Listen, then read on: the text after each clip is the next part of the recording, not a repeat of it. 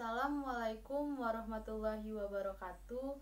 Perkenalkan, nama saya Elsa Mioradianti, NPM C0C019 dari Prodi D3 Akuntansi Fakultas Ekonomi dan Bisnis Universitas Bengkulu. Baiklah, di sini saya akan melanjutkan video pembelajaran mata kuliah saya Akuntansi Keuangan Lanjutan 1 pada bab 3, yaitu mengenai konsolidasi dengan akuisisi pada nilai tercatat ekuitas. Baiklah, pada bab 3, akuisisi pada nilai tercatat ekuitas ini dibedakan menjadi dua pembahasan. Yang pertama, akuisisi dengan kepemilikan penuh. Yang kedua, akuisisi dengan kepemilikan sebagian. Jika akuisisi dengan kepemilikan penuh, itu perusahaan induk membeli seluruh saham atau 100% sahamnya perusahaan anak. Misal, perusahaan saya mengakuisisi atau membeli saham 100% perusahaannya Aziza, maka itu dikatakan dengan akuisisi penuh. Tetapi, kalau saya mengakuisisi atau membeli sahamnya perusahaan Aziza tadi dengan 75%, maka dikatakan dengan akuisisi sebagian. Nah, maksud akuisisi pada nilai tercatat itu, misalnya saya menyerahkan uang untuk mengakuisisi 100% saham Aziza itu 500 juta. Itu harus sama dengan nilai ekuitasnya PT Aziza pada saat saya akuisisi. Berarti aset bersih atau nilai bersih PT Aziza pada saat diakuisisi 500 juta, saya serahkan uang untuk mengakuisisi 100% sahamnya Aziza juga 500 juta. Maka itu dikatakan akuisisinya pada nilai tercatat. Kemudian, konsekuensi dari akuisisi pada nilai tercatat itu maka tidak diferensial. Tapi, jika akuisisinya tidak pada nilai tercatat, maka akan ada diferensial. Jika kalau kita mengakuisisi dengan menyerahkan imbalan yang sama dengan nilai tercatat ekuitas dari perusahaan anak, maka tidak ada diferensial atau selisih. Tapi, kalau kita mengakuisisi tidak ada nilai tercatat, maka ada diferensialnya. Contoh akuisisi tidak pada nilai tercatat, misalnya saya membayar dengan menyerahkan uang 700 juta untuk mengakuisisi 100% sahamnya PT Aziza tadi, yang nilai ekuitas dari PT Aziza itu adalah 500 juta. Maka ada 200 juta yang merupakan diferensial, di mana saya akan menyerahkan imbalan lebih tinggi dibandingkan nilai ekuitas dari PT Aziza tersebut. Maka 200 juta ini akan dialokasikan. Dialokasikan ini yang pertama, alokasinya kita lihat ada tidak aset atau liabilitas dari PT Aziza yang nilai wajar dan nilai tercatatnya berbeda. Kalau seandainya tidak ada, semua aset dan liabilitas PT Aziza pada saat akuisisi antara nilai wajar dan nilai tercatat sama dengan nilai, maka diferensial yang 200 juta tadi semuanya adalah goodwill. Kemudian, yang disusun laporan keuangan konsolidasian itu ada dua. Yang pertama, dalam menyusun laporan keuangan konsolidasian sesaat setelah akuisisi. Artinya, kalau saya mengakuisisi PT Aziza tanggal 2 Januari 2021, maka saya akan menyusun laporan keuangan konsolidasian sesaat setelah akuisisi. Itu adalah laporan keuangan untuk tanggal per 2 Januari 2021. Yang bisa disusun hanya satu laporan keuangan, yaitu laporan posisi keuangan konsolidasian per 2 Januari 2021. Hanya bisa menyusul laporan posisi keuangan konsolidasian per 2 Januari 2021. Itu karena kenapa? Karena waktu mengakuisisi per 2 Januari 2021, akuisisi itu terjadi baru di tanggal 2 Januari 2021. Belum ada aktivitas operasional selama satu periode, maka yang hanya bisa disusun pada tanggal 2 Januari 2021 hanya laporan posisi keuangan konsolidasian. Tapi pada saat 31 Desember 2021, ketika mau menyusul laporan keuangan, saat tanggal laporan keuangan yang berakhir di 31 Desember 2021, maka kita akan menyusul laporan keuangan lengkap, yaitu laporan laba rugi dan penghasilan koperasi konsolidasian lainnya, dan laporan perubahan ekuitas konsolidasian, laporan posisi keuangan konsolidasian, laporan arus kas konsolidasian, sampai dengan catatan atas laporan keuangan. Itu di 31 Desember 2021 disebut dengan laporan keuangan konsolidasian setelah periode akuisisi. PSAK yang mengatur tentang penyusunan laporan keuangan konsolidasian yaitu PSAK 65. Dikatakan punya pengendalian itu syaratnya bahwa investor punya hak untuk mengendalikan manajemen bisnis. Jadi, akuisisi ini yang diakuisisi adalah bisnisnya, bukan aset tertentu yang diakuisisi. Jadi, kalau dalam kombinasi bisnis yang diakuisisi itu adalah perusahaannya atau bisnisnya yang diambil alih, pengendaliannya diambil alih oleh pusat induk. Jadi, induk bisa mengendalikan dari perusahaan yang diakuisisi meskipun tidak sampai 100% sekalipun. Asal lebih dari 50%, maka kita dikatakan pemegang pengendalian atau kita disebut sebagai perusahaan induk. Dikatakan punya hak pengendalian itu menurut PSAK 65 yaitu investor mengendalikan investi. Nah, investi itu tempat investor untuk menginvestasikan dananya. Atau kalau dalam bahasa lain, investasi itu adalah perusahaan yang sahamnya dibeli oleh investor. Maka di situ bahwa investor mengendalikan investasi ketika investor terekspos atau memiliki hak atas imbal hasil variabel dari keterlibatannya dengan investasi dari memiliki kemampuan untuk mempengaruhi imbal hasil tersebut melalui kekuasaan atas investasi. Nah, ketika mau menyusun laporan keuangan konsolidasian, maka ada proses atau tahapan dalam menyusun laporan keuangan konsolidasian.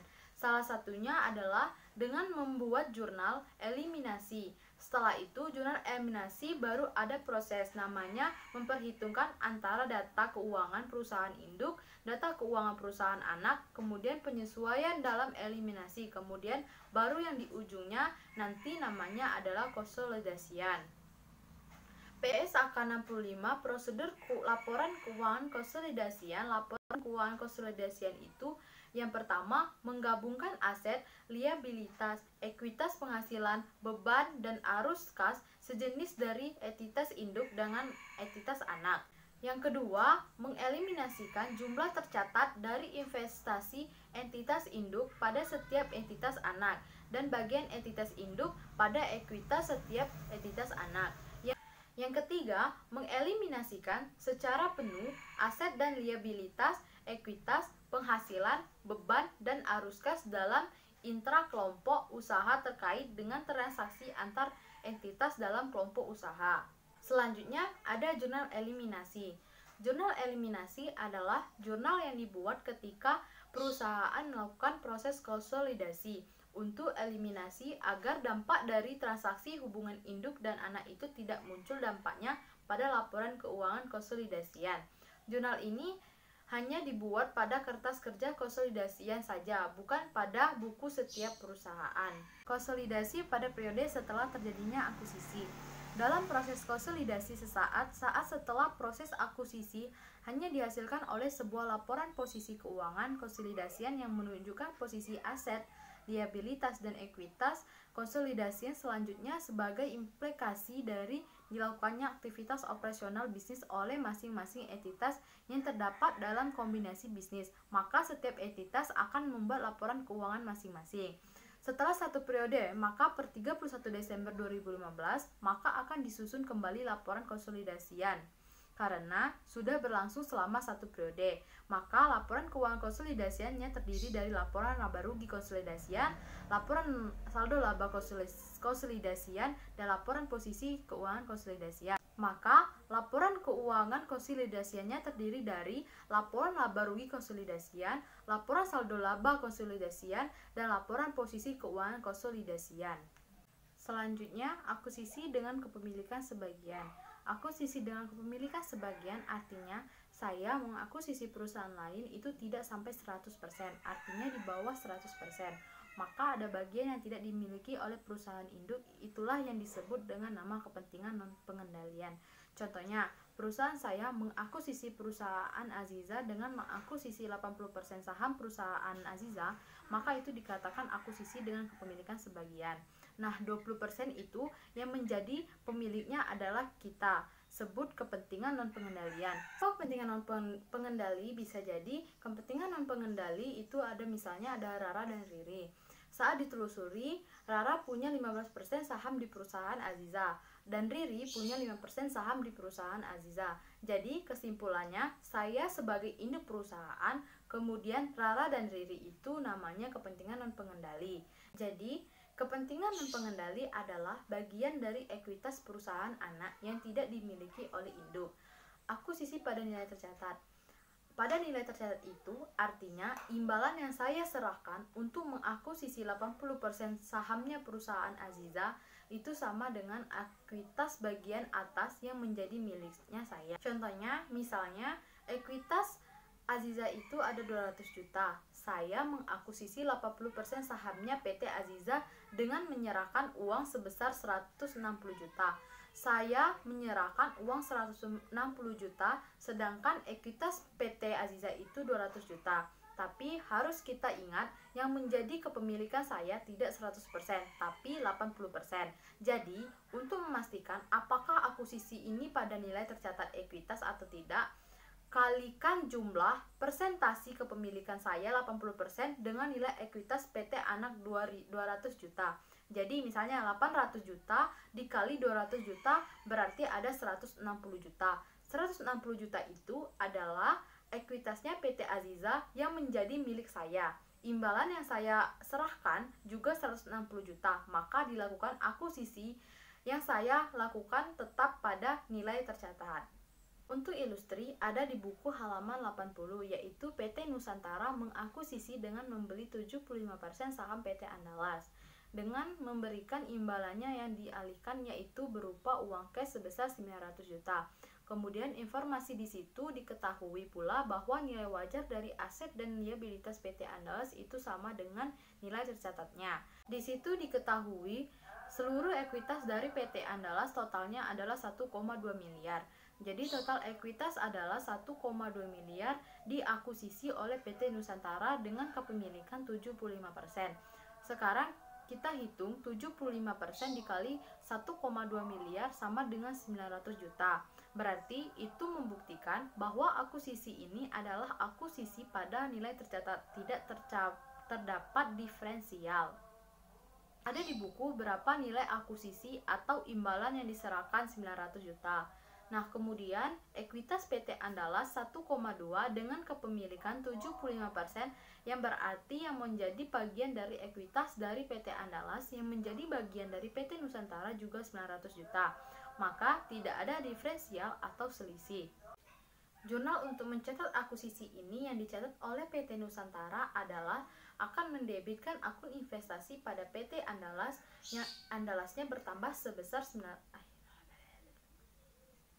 Jurnal untuk mencatat akuisisi ini yang dicatat oleh PT Nusantara adalah mendebitkan akun investasi pada PT Andalas bertambah sebesar 900 juta dan dikredit ada kas yaitu sebesar 900 juta.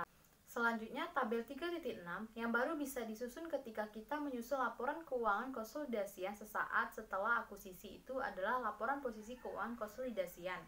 Dan menggunakan data misal butuh data neraca saldo dari PT Nusantara dan neraca saldo dari PT Andalas.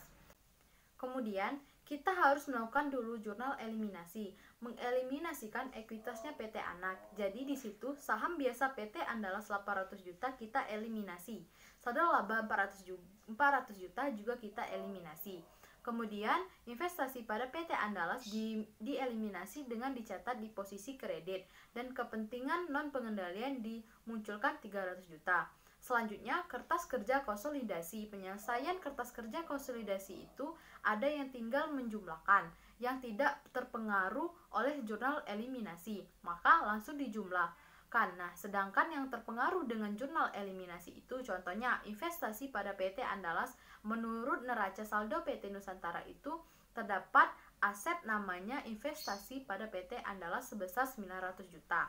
Kemudian ada eliminasi di posisi kredit 900 juta. Maka dalam laporan keuangan konsolidasian investasi pada PT Andalas itu tidak muncul.